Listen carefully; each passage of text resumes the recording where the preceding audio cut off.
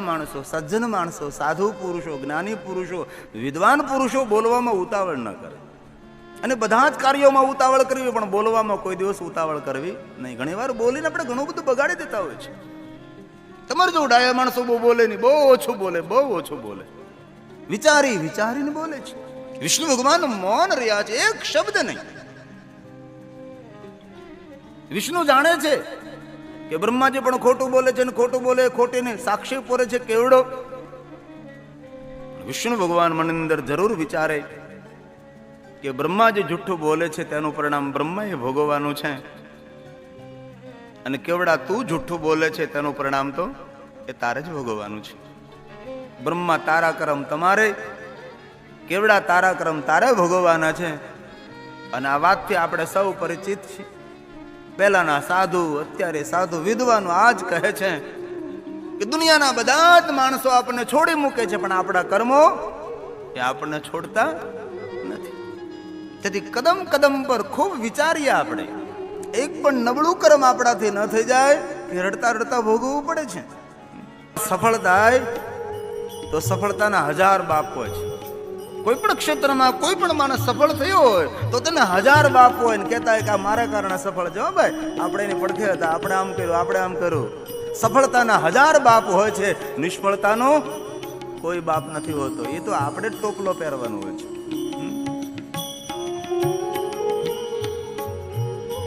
આપણી મહેનત રંગ લાવે છે, આપણો પુરુષાર્થ રંગ લાવે છે, આપણા ઉજળા કર્મો જીવનને રંગીલું બનાવે છે.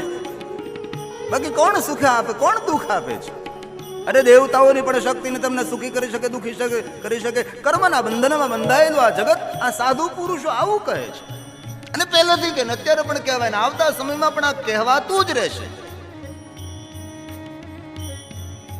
કર્મનો સિદ્ધાંત, તેનો એક દ્રષ્ટાંત આપ સૌએ સાંભળ્યું હોય, પણ હું તમને યાદ કરાવું.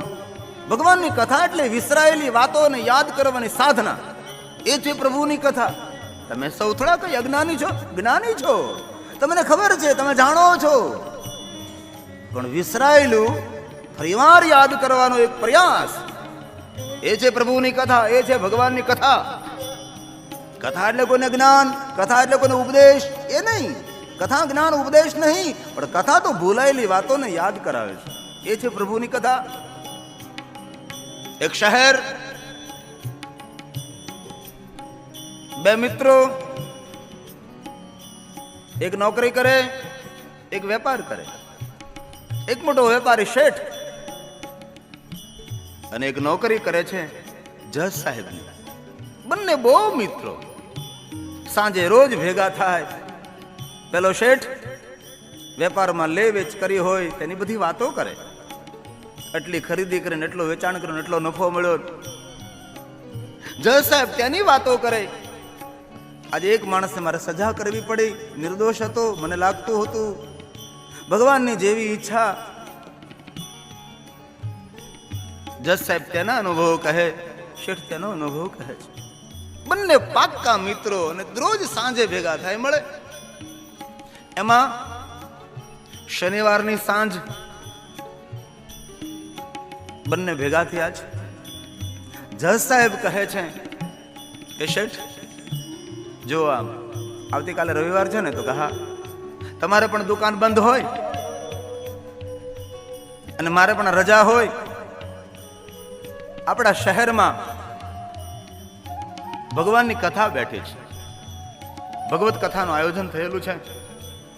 તેથી મારી ઈચ્છા એવી ખરી શેઠ કે આવતીકાલે રવિવાર છે, તમારે પણ દુકાન બંધ હોય, મારે પણ રજા હોય.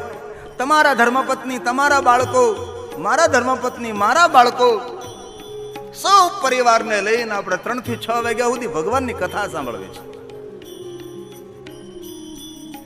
પેલો શેઠ કહે, જજ સાહેબ હજી તો આપણે યુવાની છે, છોકરાઓ નાના છે, અને તમે તો જ્યારે મળો ત્યારે બસ ભગવાનની વાત ને સત્સંગની વાત ને આ વાત. તમે તો યુવાનીમાં વૃદ્ધાવસ્થા લાવીને ઉભા છો. અરે સાહેબ, કથા ને કીર્તન એ તો ગટપણમાં બધું હોય. હજી આપણો કોઈ સમય છે? આપણે તો યુવાની છે, હજી તો આપણે સત્સંગની જરૂર જ નથી. એ તો વૃદ્ધ થવું છું ત્યારે. જસ સાહેબ એક કામ કરીએ, બોલો શેઠ, આવતીકાલે રવિવાર છે ને? હા, તમારા બાળકો, તમારા ધર્મપત્ની, મારા ધર્મપત્ની, મારા બાળકો લઈ આપણે 3 થી 6 ફિલ્મમાં જાય. ટિકિટ પણ હું આપીશ. ફિલ્મમાં ઇન્ટરવેલ પડે તેમાં પણ ગુલ્ફી ખાવી હોય તો મારા પૈસા, ખારસિંગ ખાવી તો મારા પૈસા. પેલા ફિલ્મની જોવા જતા તો અડધો ઇન્ટરવેલ પડતો, તેમાં બહાર નીકળતા બધા માણસો. પિક્ચરમાં જઈએ આપણે, 3 થી 6 ફિલ્મ જોઈ, મજા પડી જાય, સારું લાગ્યું છે, નવું બહાર પડ્યું છે. હમણાં કયું નવું બહાર પડ્યું મને ખબર નથી, આપણે જઈએ. જજ સાહેબ કે શેઠ ક્ષમા કરજો. કેમ? અમારા પરિવારમાં નિર્ણય લેવાનો છે, અમારે આવતીકાલે રવિવારે 3 થી 6 ભગવાનની કથામાં જવું છે. શેઠ આપ આવો. શેઠ કે ના, જજ સાહેબ તમે જાઓ, હું તો મારા પત્ની સાથે, મારા બાળકો સાથે 3 થી 6 માં ફિલ્મ જોવા જવાનું છો. જજ સાહેબે કીધું શેઠ આવો તો ખૂબ આનંદ થશે, સત્સંગમાં ભગવાનની કથામાં પ્રભુના શબ્દો સાંભળવા મળે. શેઠ કે નહીં, આપણે નથી આવું, તમે જાઓ. શેઠ ગયા પોતાના બાળકો ધર્મપત્નીને લઈ 3 થી 6 ફિલ્મમાં. અને જજ સાહેબ બહુ સત્સંગી માણસ, સજ્જન વ્યક્તિ, શહેરમાં બેઠેલી ભગવાન મહાદેવ કે કોઈ પણ કથા, એ કથાની અંદર પોતાના બાળકો અને ધર્મપત્નીને લઈને આવે છે. એ 3 કલાક ભાવથી પ્રભુની કથા સાંભળે છે, જાણે સમાધિમાં કોઈ સાધુ બેઠો હોય એવી રીતે પ્રેમથી, આદરથી કથાનું શ્રવણ કરે છે, પોતાના બાળકો સાથે, પોતાના ધર્મપત્ની સાથે. વાત તો પૂરી થઈ. સમય જતા જજ સાહેબ નોકરિયાત માણસ કોઈ બીજા શહેરમાં બદલી થઈ ગઈ, દૂર દૂર જતા રહ્યા. 2 મિત્રો જુદા પડ્યા. શેઠ રહ્યા શહેરમાં, જજ સાહેબ ગયા બીજા શહેરમાં. સમય જવા લાગ્યો, વાણલા વાઈ ગયા. જજ સાહેબના છોકરાઓ ભણી ગણીને મોટા થયા, નોકરી પર લાગી ગયા, છોકરાને પરણાવ્યા, પુત્ર વધુ આવી, નોકરી પણ પૂર્ણ થઈ સાહેબની. અહીંયા શેઠ પણ વૃદ્ધ થયા, છોકરાઓ મોટા થયા, પરણાવી દીધા. અને હવે શેઠ પોતાના છોકરાઓને કહે છે, છોકરાઓ બહુ કામ કર્યું છે, તેથી મારી ઈચ્છા હવે ખરી કે આપ હવે થોડું થોડું સંભાળવા લાગો. અરે પિતાજી, અમે તો રાહ જોઈને બેઠા, ક્યારે તમે સંભાળવાનું કહો અમને. તમે બહુ મહેનત કરી છે, બહુ વેપાર ધંધોનો વિકાસ કર્યો છે. અમે પણ એવું કહે છે કે પિતાજી હવે તમારે નિવૃત્તિ લેવી જોઈએ, આપ ઘરે શાંતિથી બેસો, અમને સોંપી દો બધું, અને ભગવાનના નામની માળા કરો. હવે તમે.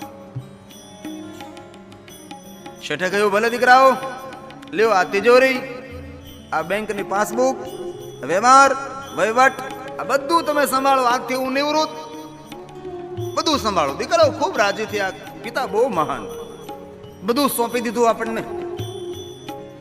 દીકરાઓ કહે કે લો પિતાજી, આ માળા, એ તમારે ઘરે રહેવાનું, સવારમાં ચા પાણી, દૂધ, નાસ્તો પાણી કરીને આરામ કરવાનો, બપોરે ભોજન કરીને આરામ કરવાનો, હે ને શાંતિથી લહેરથી હિંચકો, અને જેટલો સમય હોય એટલો સમય પ્રભુના નામની માળા કરજો. હે પિતાજી, તમારી નિવૃત્તિ શાંતિથી વિતાવો. છોકરાઓ ગયા વેપાર ધંધા પર. શેઠે લીધી નિવૃત્તિ. સવારમાં શેઠ ઉભા થયા છે, સ્નાન કરી ભગવાનની સામે બેઠા, માળા લીધી. પણ માળા કોઈ દિવસ હાથમાં લીધી તો ફેરવતા આવડે ને? કોઈ પાસે ના શીખવા ગયા હોય, ના જોયું હોય, માળા કેમ ફેરવા એ કંઈ ખબર પડે નહીં. થોડીક વાર માળા હાથમાં રાખી, ફાવ્યું નહીં. મંદિરમાંથી બહાર આવ્યા, આગલા રૂમમાં સોફા પર બેઠા. ગમતું નથી, કારણ નિવૃત્તિ પચાવી બહુ કઠિન હોય છે. બહાર થોડી વાર હિંચકાવર બેઠા, ફાવ્યું નહીં. ઘડીક અંદરના રૂમમાં, ઘડીક વચ્ચેના રૂમમાં, ઘડીક બહાર બેસે, ઘડીક આમ કરે, ઘડીક આમ કરે. શેઠ આખા ઘરમાં આંટા મારે છે. સાંજ પડી, દીકરાઓ આવ્યા. બધી જ પુત્ર વધુએ ફરિયાદ કરી કે તમારા પિતાને તમે નિવૃત્તિ તો આપી, પણ તમારા બાપાને કહો કે શાંતિથી એક જગ્યાએ બેસે. ઘડીક આગળના રૂમમાં, ઘડીક અંદરના રૂમમાં, ઘડીક હિંચકે હિંચકે આમ અમારે ઘરનું કામ કરવાનું હોય, છોકરાઓની જવાબદારી હોય. છોકરાઓએ પોતપોતાના પત્નીને પૂછ્યું તો પિતા માટે આપણે શું કરવું જોઈએ? તો કે તમારા પિતાજીને કહો કે સવારમાં એમની પૂજા જે કાંઈ કરતા થઈ જાય, નાસ્તો કરી અને એમને એમ કહો કે આપણો આ બંગલો છે એનો જે મેન દ્વાર છે ત્યાં સુંદર મજાની ખુરશી આપો અને બેસે, હાથમાં દંડો આપો, એટલે કોઈ આવી ગયું હોય તો ધ્યાન રાખે અને શાંતિથી ત્યાં બેસે. બપોરે જ ભોજન થાય એટલે પાછા બોલાવશો, ભોજન કરીને પછી આરામ કરે, આરામ કરીને પાછા ઊભા થાય, ચા પીને પાછા ગેટ ઉપર બેસે. અને આમે ચોકીદારનો ખર્ચ નહીં આપણને. છોકરાઓ બધા પત્નીના કહાગરા, દુનિયામાં કોઈનું ન માને, ધર્મ પત્નીનું માને. છોકરાઓ કીધું વાત સાચી છે. આજુબાજુ બેસી ગયા પિતાજી, અત્યારને ભણેલી ગણેલી બધી છે, ગમે નહીં આમ તેમ આટા માર્યા કરો. એટલે અમારી એક વિનંતી ખરી કે તમે સવારમાં પૂજા અને નાસ્તો થાય ત્યારબાદ તમે આપણા દ્વાર ઉપર બેસો, હાથમાં લાકડી રાખો ને એ પવન આવતો હોય ખુલ્લો ખુલ્લો, કોઈ આવ્યું ગયું ધ્યાન અપાય, કોઈ કૂતરું, કોઈ માલ ઢોરાવે. શેઠ કે ભલે કાંઈ વાંધો નહીં, એમાં શું દીકરા. શેઠ બેસા બંગલાને દ્વારે, ખુરશી ઉપર, હાથમાં લાકડી, તો આવે છે, જાય છે, ધ્યાન રાખે છે. પણ શેઠને થોડીક વાર મનમાં વિચાર તો આવ્યો કે મારા દીકરાઓ મારા કરતા પણ બહુ હોશિયાર છે, બંગલો મેં બનાવ્યો ને એ બંગલાનો ચોકીદારે મને બનાવી દીધો. પણ બનું એવું ગડપણ ખરું ને, વૃદ્ધાવસ્થા, કપનો પ્રકોપ હોય ને, જ્યાં શેઠ ખુરશી નાખીને બેઠે ને આદુ બધું થૂક્યા કરે છે, બધું છીતરી દીધું. પુત્ર વધુનું ધાન કરે, આ ભાભો આંગણું ભરી દીધું, રંગોળી પૂરી દીધી. વળી સાંજે આવ્યા, છોકરાઓ ફરિયાદ કરી છે પોતપોતાની પત્નીને, પતિઓને કે તમારા પિતાજીને આ દ્વાર ઉપર ગેટ ઉપર બેસાડ્યા, પણ તમે જો તો ખરાબ કોઈક માણા તુણા આવે કારવે કેવું ગંદુ કરી દીધું આમ. તો શું કરીએ તમે કહો? બધી પત્નીઓએ કહ્યું એક કામ કરો, તમારા બાપાને આપણે ગાડી રાખવાનું ગેરાજ અથવા માલઢોર બાંધવાની કોડ, ત્યાં અમને આસન આપી દો. તમે સમયસર મેં તમને નાસ્તો, ચા, પાણી, જમવાનું બધું ત્યાં આપીશું. છોકરાઓ પિતાજીને વિનંતી કરી, પિતાજી આવું રીતનું છે, આપ આ દ્વાર ઉપર બેસો, તમને તાપ લાગે, ખુલ્લી હવા તમને અનુકૂળ ના આવે, એના કરતા આજે આપણે ગાડી એકાંતમાં તમારે બહુ સારું ભજન જ કરવું ને, તમારે તો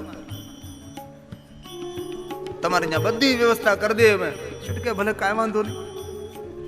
ગાડી રાખવાનું ગેરાજ કે માલ ઢોકવાની કોડ, એક બાજુ દાદાને સરસ મજાનો ખાટલો, વ્યવસ્થિત રીતે બિસ્તર, એ સવારમાં સમયસર ચા આવે, નાસ્તો આવે, બપોરે જમવાનું આવી જાય, દાદા આડે પડખે થાય, 3, 3:30, 4 વાગે પાછી વળે ચા આવી જાય, સમયસર બધી સેવાઓ થાય છે. પણ સમય જવા લાગ્યો, અહીંયા બધી જ હોવ ને છોકરાઓ મોટા થવા લાગ્યા, કોઈને સ્કૂલ ઉપર મોકલવા, કોઈને લેવા જવા, કોઈને ટ્યુશન ઉપર મોકલવા, કોઈને નાસ્તાના ડબ્બા તૈયાર કરવા, છોકરાઓની જવાબદારી વધવા લાગી. તેથી આ બધી જ પુત્રો ક્યારેક ક્યારેક દાદાની સેવા ભૂલતા જાય છે. ક્યારેક ચા આપવાનું ભૂલી જાય, ક્યારેક જમવાનું ભૂલી જાય. છોકરાઓ પણ વેપાર ધંધે જાય, મોડા આવે, દાદાને મળવાનું પણ ભૂલી જાય પિતાજીને. પાછા વહેલા ઉઠીને જતા રહે, ન કોઈ ખબર અંતર પૂછે, ન કોઈ મળે, ન પુત્ર વધુ સામે આવે, ન દીકરાઓ સામે આવે, અને શેઠ દુખી થયા આવે. વૃદ્ધ અવસ્થા એક બાજુ વધતી જાય, પછી તો ધીમે ધીમે ઊભા થવાનું બંધ થયું, ખખડી ગયા, ધીમે ધીમે ટેકો દઈને ઊભા થાય. પછી પેલા સાહિત્યકારો કહે તેમ એક ખાટલી, ગોદડી ફાટલી, પાણીની માટલી અને દવાની બાટલી, આ સંપત્તિ આટલી. શેઠ બેટા, કોઈ આવ્યું ગયું જોયા કરે, આમ તેમ નજર ફેરવા કરે, ભૂખા રહી જાય છે, પાણી વગર રહી જાય છે. હાલત બહુ કફોડી થઈ. વાણલા વયા સમય ગયો અને પહેલી જગ્યાએ જજ સાહેબ ને યાદ આવ્યું, કરે એવો કેવો મારો મિત્ર શેઠ, કેવી જાહો જલાલી, કેવી સંપત્તિ, કેવો મોટો બંગલો, લાવ લાવ તેને મળવા જાઓ. છોકરાઓ કરે પિતાજી તમારા મિત્રને અમે પણ મળીએ, અમારે પણ તમારી સાથે ને આપણે સાથે જઈએ. બંને છોકરાઓ જજ સાહેબ તેના મિત્ર શેઠને મળવા માટે તૈયાર થાય. પુત્ર વધુએ કહ્યું કે પિતાજી અમારે પણ તમારી સાથે આવવું છે. તમારા મિત્રને અમે તો જોઈએ કેવા સારા તમારા મિત્ર છે, અમારે પણ મળવું જ તેમને. ભલે બેટા આવો તમે સાથે. ફોર વ્હીલ ગાડી કરી તૈયાર. એક છોકરાએ ગાડી ચલાવી, બીજો છોકરો બાજુમાં બેસો અને બંને પુત્ર વધુ જજ સાહેબ વર્ષો વીતી ગયા બાદ અહીંયા આ શહેરમાં શેઠને મળવા માટે આવે છે. દ્વાર ઉપર ગાડી ઉભી રહી. શેઠે લલકાર કરી, શેઠ કહા છે? અંદરથી અવાજ આવ્યો, શેઠ? હા. તો કે હા, મેં જો ગાડીનું ગેરાજ છે ત્યાં સૂતા છે. જજ સાહેબ બંને છોકરાઓ પુત્ર વધુ સાથે અંદર પ્રવેશ કરે છે. જોયું ગાડી રાખવાનું ગેરાજ, ત્યાં શેઠ એક બિસ્તરમાં પડ્યા છે. થોડાક નિકટ આવ્યા. બંને છોકરાઓ બંને પુત્ર વધુ સાથે છે. અવાજ કર્યો, શેઠ ઓળખાણ પડે જ? હવે વર્ષો વીતી ગયેલા, ચહેરો પણ વિસરાઈ ગયેલો, અણહાર પણ બદલી જાય ને પછી તો, કાળા હોય તો ધોળા થઈ જાય. વૃદ્ધ અવસ્થા બંનેની આવી ગયેલી છે. શેઠ કહે નહીં ઓળખાણ નથી પડતી, કઈ મને યાદ નથી આવતું. ત્યારે જજ સાહેબ કે બસ શેઠ ભૂલી ગયા, વિસરી ગયા મને. આવી મિત્રતા, આવી ભાઈબંધીને ભૂલી ગયા.